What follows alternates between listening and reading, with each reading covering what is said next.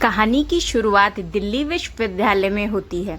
नीरज और निया से उसके परिवार के सामने उनके रिश्ते का जिक्र करने का आग्रह करता है, लेकिन निया इनकार कर देती है।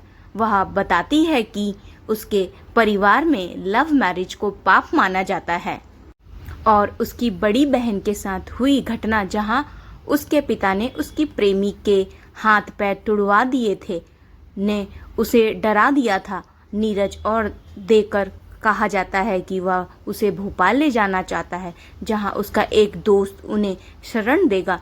निया डरी हुई है, लेकिन नीरज के प्यार में इतनी गहरी है कि वह शाम तक का जवाब देने का वादा करती है। निया पूरे दिन इसी दृढ़ में डूबी रहती है। एक तरफ नीरज के साथ भागने का विचार उसे रोमांचित करता है, तो दूसरी तरफ परिवार की याद उसे डराती है। वह याद करती है कि कैसे उसकी बहन के भागने के बाद उसके पिता माता टूट गए थे और अब वह केवल निया पर निर्भर है, लेकिन वह उसके बिना अपनी जिंदगी की कल्पना भी नहीं कर सकती। शाम 6:30 बजे तक वह कोई निर्णय नहीं ले पाई।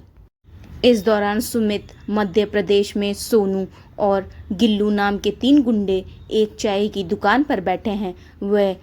वे अशफाक नाम के एक स्थानीय नेता को मारने की योजना बना रहे हैं। सोनू चालाक और गिल्लू शांत। उनकी बातचीत से पता चलता है कि वो हिंसा में लिप्त हैं और अशफाक को खत्म करने के लिए कोई अफसर की ताक में है, जो निया और नीरज की कहानी से अप्रत्यक्ष रूप से जुड़ा है। शाम 7:27 नीरज निया को फोन करता है और वह पूछता है कि क्या वह उसके साथ भोपाल आएगी। निया का जवाब अणनीय होता है। वह कहती है मैं ठीक हूँ, लेकिन कोई स्पष्ट जवाब नहीं देती। नीरज उसे याद दिलाता है कि अगर वह नहीं आई तो वह समझ जाएगा कि वह कभी सीरियस नहीं थी, जो तनाव और अधूरेपन का एहसास दिलाती है। प्यार कितना भी कॉम्प्लेक्स और चैलेंजिंग हो सकता है, प्यार में कुछ तो असर होता है, नहीं तो राधा शाम की दीवानी नहीं होती।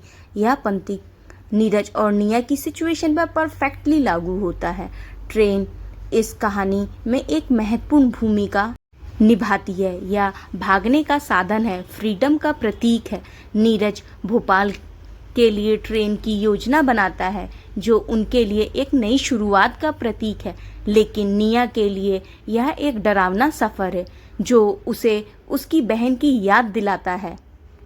ट्रेन की यात्रा उसके रिश्ते की अनिश्चितता को दर्शाता है, समाज और परिवार का दबाव। निया का डर केवल पर्सनल नहीं है, बल्कि सोशल और कल्चर भी है। इसका परिवार रूढ़िवादी मान्यताओं में विश्वास रखता, जहां प्रेम विवाह को अपमान माना जाता है। इसके अलावा सोनू और उसके गैंग का खतरा समाज की हिंसक प्रकृति को दर्शाता है, जो युवा प्रेमियों के लिए एक बाधा है। यह दबाव सोनिया को अंदर तक हिला देता है। प्रेम और